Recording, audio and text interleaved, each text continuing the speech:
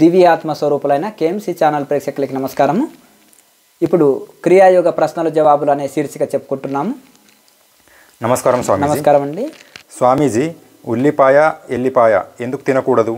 ఉల్లిపాయ వెల్లిపాయ తినకూడదని అంటారు ఆధ్యాత్మిక మార్గంలో ఉన్న వాళ్ళు, ధ్యాన యోగులు. కానీ మరి ఎందుకు తినకూడదు అనేది క్వశ్చన్.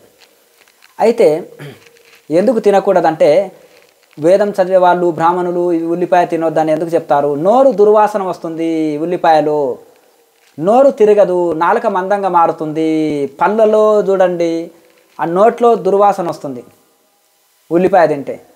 అయ్యో ఉల్లి తల్లి లాంటిదండి, అది కూడా చలవ చేస్తుంది, ఎందుకు తినకూడదు?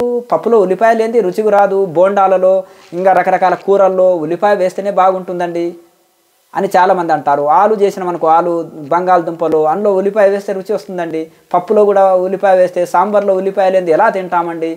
ఇంకా కొన్ని రాయలసీమలు అయితే ఉల్లిపాయనే దంచేసి అందులో పండు మిర్చి వేసి నూరి కారం పెట్టేస్తారు, కళ్ళల్లో నీళ్ళు వస్తాయి ఆ కారం తినని వాళ్ళకైతే. అది అయితే ఉల్లిపాయ మసాలా వస్తువు, శరీరానికి ఉద్రేకాన్ని ఇచ్చేటిది, కామక్రోధాలను ఇచ్చేటిది కనుక దాన్ని తినకూడదు అంటారు. అది చలవ చేసేది అనేది ఒప్పుకోదగిన వాస్తవమే.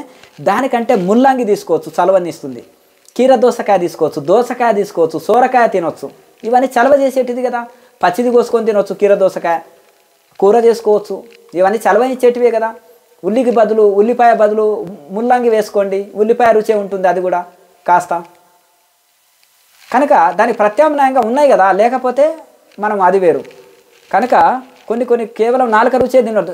స్వీట్స్ ఉన్నాయి ఎక్కువ, తీపి తింటే ఆరోగ్యానికి షుగర్ ఇస్తుంది. మరి ఏది ఎక్కువ రుచి ఉంటుందో అది ఏముంటుందంటే అది శరీరానికి హాని చేస్తుంది, గుర్తుపెట్టుకోండి. మధ్యస్థంగా రుచి ఉన్నది ఆరోగ్యాన్ని బాగిస్తుంది. కనుక ఆ విధంగా ఇప్పుడు ఉల్లిపాయ ఉంది అనుకో, అదేమి రుచి ఉండదు, అది కోసినప్పుడు కళ్ళల్లో నీరు వస్తుంది. అంటే అందులో మసాలా గుణము, ఆ కళ్ళల్లో నీళ్ళు వస్తుంది, అంటే ఘాటు, అందులో ఒక రకమైన ఘాటు ఉంటుంది, కళ్ళల్లో నీళ్ళు వస్తుంది. ఉల్లిపాయ కోస్తుంటే ఆ వాసన వస్తుంటుంది, ఆ కంఠము పట్టుకొని పోతుంది. ఉల్లిపాయ కోస్తుంటే ఆ వాసన పీల్చుకుంటే చాలా కంఠం పడిపోయి బొంగురు పోతుంది కంఠము.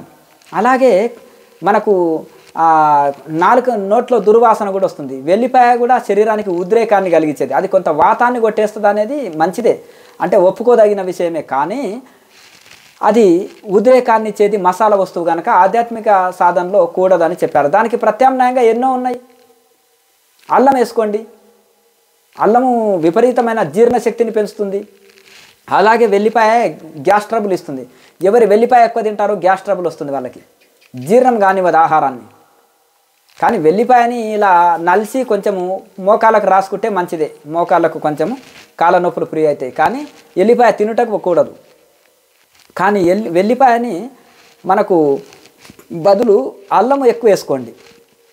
చాలామంది కూరల్లో అల్లము వెల్లుల్లి పేస్టుని వేస్తారు కూరల్లో, అది కంపెనీ ప్యాక్ తీసుకోకూడదు.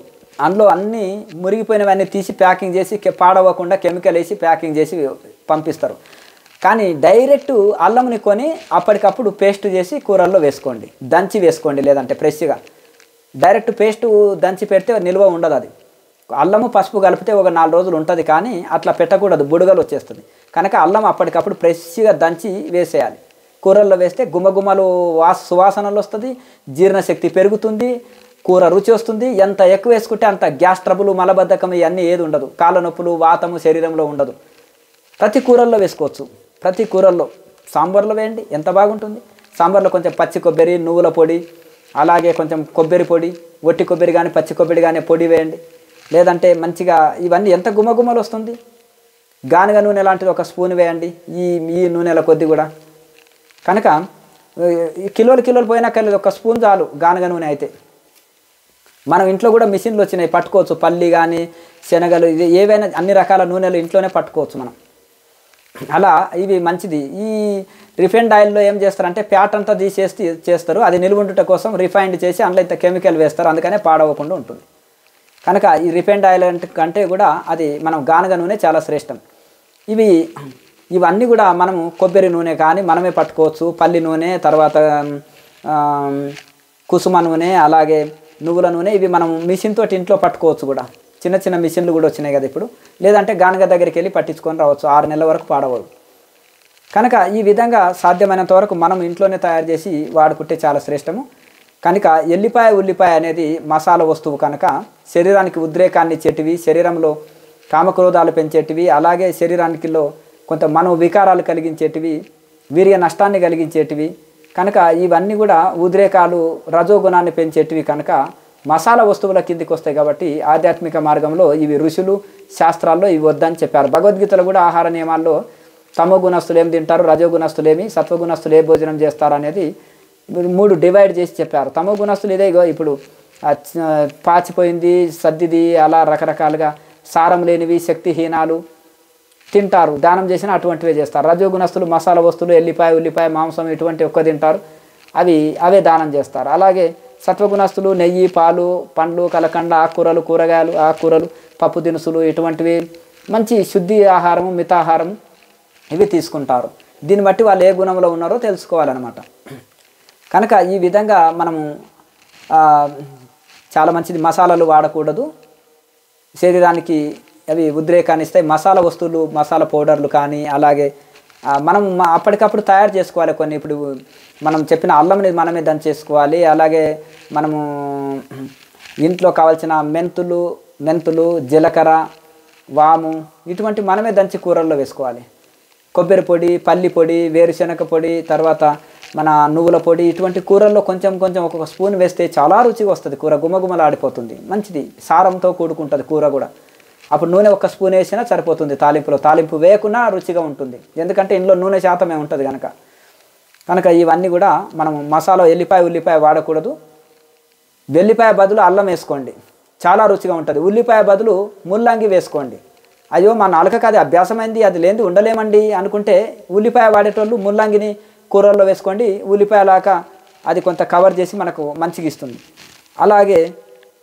అలాగే వీళ్ళు కొత్తలో మాంసం మానుకునేటోళ్ళు, చికెన్ మానుకునేటోళ్ళు మీల్ మేకర్ వండుకొని తింటారు కదా, అదే ఫీలింగ్ కలుగుతుందని అట్లా మెల్లమెల్ల మానుకుంటారు. ఈ అల్లం ఏమో అన్ని కాలాల్లో వేసుకోవచ్చు. వెల్లిపాయకు బదులు అల్లం ఎక్కువ వేసుకోండి కూరల్లో. అది కూడా కూరని ఎక్కువ రుచి కలిగిస్తుంది, వాతం కొట్టేస్తుంది, జీర్ణశక్తిని పెంచుతుంది. ఏది మంచి కలిగిస్తుందో అది తినాలి, ఏది ఆరోగ్యాన్ని పాడు చేస్తుందో దాన్ని వదలాలి. నెక్స్ట్, స్వామీజీ, పూర్వం ఋషులు ఏమి తినేవారు? ఋషులు అడవుల్లో ఏమి తిన్నారండి? ఇప్పుడు మనకు ఇన్ని సౌకర్యాలు ఇచ్చినా కానీ తిండి తిప్పలు అన్నిటికీ అన్ని సుఖాలు దొరికే ఉండేదంతా టైం ఇస్తలేము. మన సోమర్తనంతో, బద్ధకంతో, వైరాగ్యం లేనందువలన, ప్రపంచ ఆకర్షణతోటి సాధనకు టైం ఇస్తలేము. ఋషులకు ఏముంటుంది? అడవిలో తినుటకు తిండి లేదు, కట్టుటకు బట్టలు లేదు, ఉండుటకు ఇల్లు లేదు. ఎన్ని కష్టాలు పడి సాధన చేశారు. ఆకులలం తిన్నారు మొదలు స్టార్టింగ్లో, కాయలు కందమూలాలు తోముకుంటారు. ఇప్పుడు అక్కడ ఏం దొరుకుతాయి? కొన్ని చెరువు పక్కన చిన్న దుంపలు దొరుకుతాయి. చిలగడ దుంప, తర్వాత పెండులం గడ్డలు అన్నీ దొరుకుతుంటాయి. అక్కడ వైజాగ్ సైడ్ దొరుకుతుంటాయి. కొంత అడవి ప్రాంతంలో ట్రైబల్ పీపుల్స్ వాళ్ళు ఉంటారు కదా, గిరిజన జాతుల వాళ్ళు తెలుసు వాళ్ళకి. పెండలం కర్రలు అంటే ఇంత పొడుగు, ఒక 3 ఫీట్లు 2 ఫీట్లు ఉంటాయి, చాలా పెద్దగా ఉంటాయి. పచ్చివి తినొచ్చు, వండుకొని తినొచ్చు, అవి ఉడికించి తినొచ్చు. అలాగే చిలగడ దుంప, మొర్రంగడ్డ అని కొన్ని ఏరియాల్లో ఒక్కొక్క పేర్లు చెప్తుంటారు. అవి కూడా ఉడికించుకొని తినొచ్చు, పచ్చివి కూడా తినొచ్చు. అలాగే కొన్ని ఉత్తర భారత్లో కొన్ని ఆలుగడ్డని పచ్చివి తింటారు, ఉడికించుకొని తింటారు, కాల్చుకొని తింటారు కొంతమంది సాధువులు. అలాగే ఇటువంటి దుంపలు కొన్ని నీళ్ళ దగ్గర రకరకాల దుంపలు దొరుకుతుంటాయి. చిన్న దుంపలు ఉంటాయి, పెద్ద దుంపలు రకరకాల. ఇక భూచక్రం గడ్డ ఇటువంటివి ఉంటాయి, పెద్ద ఉంటాయి. ఒకటి 50 కేజీలు 20 కేజీలు ఉంటుంది ఒక్కొక్క గడ్డ. ఆ తోముకొని వచ్చింది అనుకో, నెల రోజులైనా పాడవదు, 6 నెలలైనా పాడవదు. కొంచెం కోసుకొని తినొచ్చు రోజు.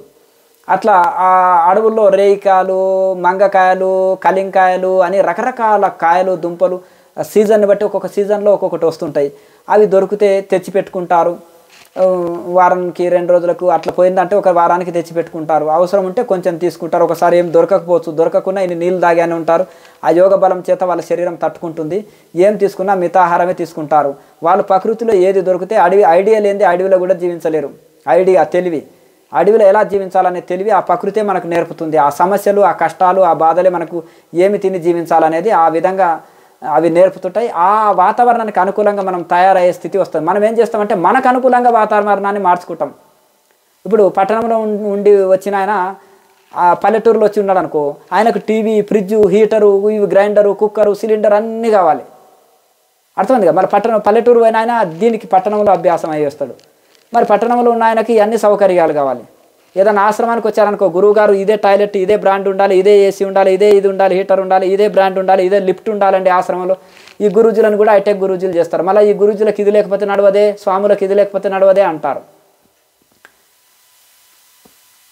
అట్లా ఈ విధంగా పరిస్థితి ఇట్లా తయారైపోయింది. కనుక వాళ్ళు అడవిలో పోయినప్పుడు కొద్దిగా కష్టపడి అడవికి వాతావరణానికి అనుకూలంగా జీవిస్తారు. వీళ్ళు ఏం చేస్తారంటే అడవి పోయినా అడవిని హైదరాబాద్ లాగా చేసేస్తారు, మొత్తం అంటే అమెరికా లాగా చేసేస్తారు. అంటే వీళ్ళకి అనుకూల సౌకర్యాలుగా మార్చేస్తారు. అక్కడ కూడా సకల సౌకర్యాలు కలిగించుకుంటారు మన వాళ్ళు. ఇప్పుడు గుహల్లో కొంతమంది పట్టణాల్లో ఉండే యువకులు పోయినారు అనుకో, ఇంకా సేమ్ హైదరాబాద్లో ఉన్నంతనే సౌకర్యాలు కలిగించుకుంటారు. ఢిల్లీలో ఉండే యువకులు పోయి సాధువులుగా మారితే అక్కడనే సౌకర్యాలు కలిగించుకుంటారుగా, అన్ని సౌకర్యాలు. కనుక ఇప్పుడు కొంతమంది ఫారిన్ యూత్ బెటర్, ఎందుకంటే అడవుల్లో నేచర్ లైఫ్ అనుకుంటా కుటీరాల్లోనే వాళ్ళు ఏం ప్రకృతి వండకుండానే అలాగే తింటూ జీవిస్తున్నారు. అంటే సాధ్యమైనంత వరకు ప్రకృతి అనుకూలంగా మనము తయారైతే ప్రకృతి మాత ఎన్నో ఇస్తుంటుంది అక్కడ. వాటికి అనుకూలంగానే అంత ఈజీగా అన్నీ దొరుకుతాయండి అడవులు అంటే. అంత ఈజీ కాదు, ఒక దగ్గర ఏమీ దొరకదు అడవుల్లో, అంత ఈజీ కాదు. ఆ జంతువులు అవి తినిపోతాయి, కొన్ని అంత ఈజీగా దొరకవు. దొరికిన వాటితోటే తృప్తి పడతారు. ఒక్కొక్క అడవిలో ఒక రకమైన పళ్ళు ఉంటాయి, ఒక రకమైన దుంపలు ఉంటాయి. అన్ని అడవుల్లో దొరకవు సేమ్. చిన్న అడవిలో దొరికేది పెద్ద అడవిలో దొరకదు, పెద్ద అడవిలో దొరికేది చిన్న అడవిలో దొరకదు. ఆ అనుకూలంగా ఏది దొరికినా తృప్తిపడి అలా ఉంటారు. అలా సాధన ఆకలి అయినప్పుడు తింటారు కాబట్టి అమృతం లాగా ఉంటుంది, ఆకలి లేకుండా తింటే విషం లాగా ఉంటుంది. బాగా ఆకలిలో ఉన్నప్పుడు పచ్చడన్నం కూడా అమృతం లాగా ఉంటుంది. ఆ రుచిలో కూడా ఆకులలం కూడా ఎంతో రుచి ఉంటుంది ఆకలిలో ఉంటారు కనుక, ఒకే పూట తింటారు కనుక. కనుక ఆ కాయలు కందమూలాలు ఇవి తింటూ ఉంటారు. ఇంకా సాధన చేయగా చేయగా నిరాహార స్థితి కూడా వెళ్ళిపోతుంటారు ఋషులు అరణ్యాల్లో. నెక్స్ట్ స్వామీజీ, హిమాలయాల్లో ఋషులు ఏమి తింటారు? హిమాలయాల్లో ఋషులు అక్కడ సహజంగా మెయిన్ ఏంటిదంటే అక్కడ కొన్ని చోట్లలో ఇప్పుడు ఆలుగడ్డ పండిస్తారు, కొన్ని దుంపలు పండిస్తుంటారు.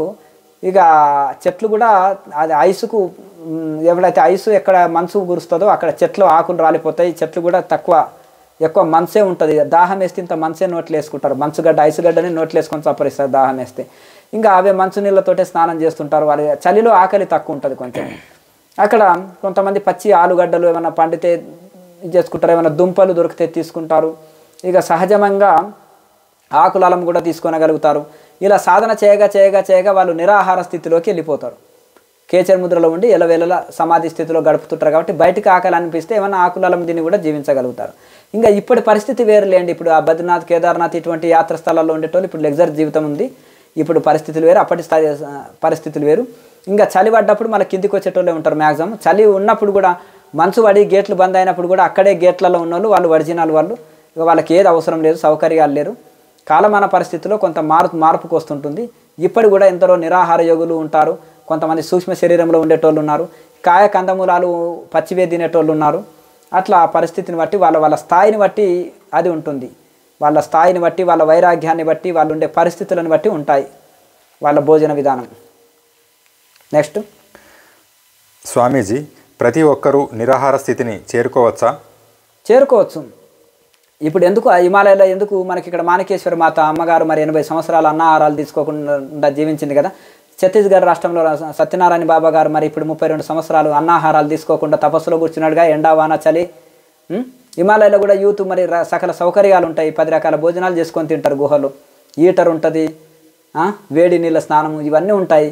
మరి సత్యనారాయణ బాబా మా హిమాలయంలో ఏం కాదు కదా, ఛత్తీస్గఢ్ రాష్ట్రం రాయగఢ్ జిల్లాలో ఎండా వాన చలి అట్లే ఓపెన్ ప్లేసుల్ని అట్లే కూర్చున్నాడు.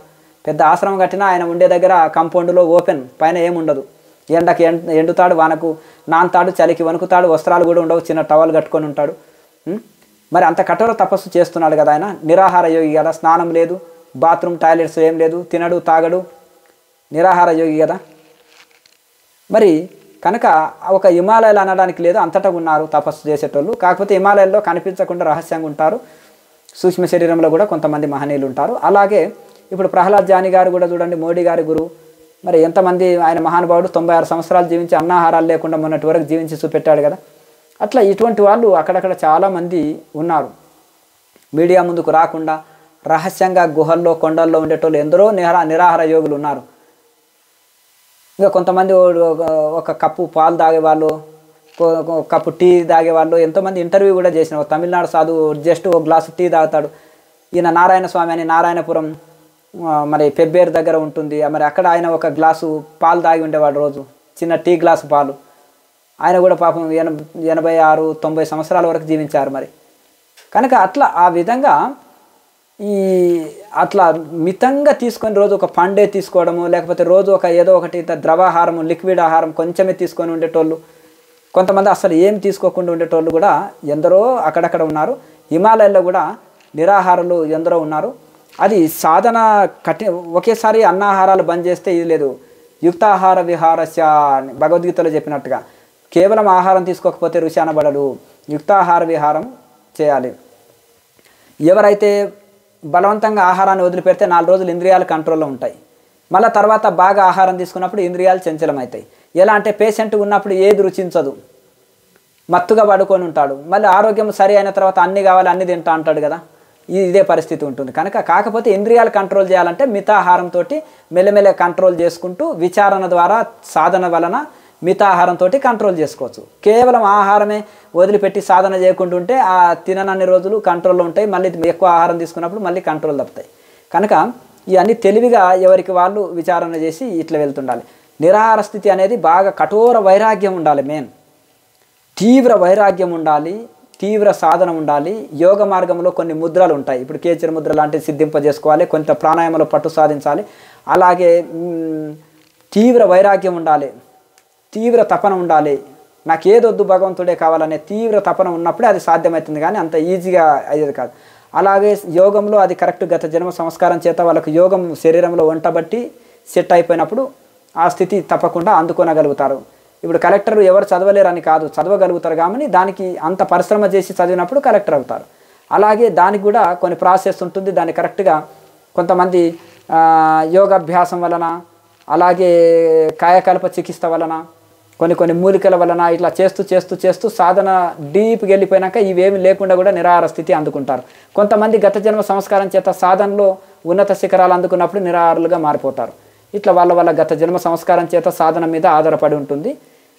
లోకా సమస్త సుఖినో భవంతు. ఓం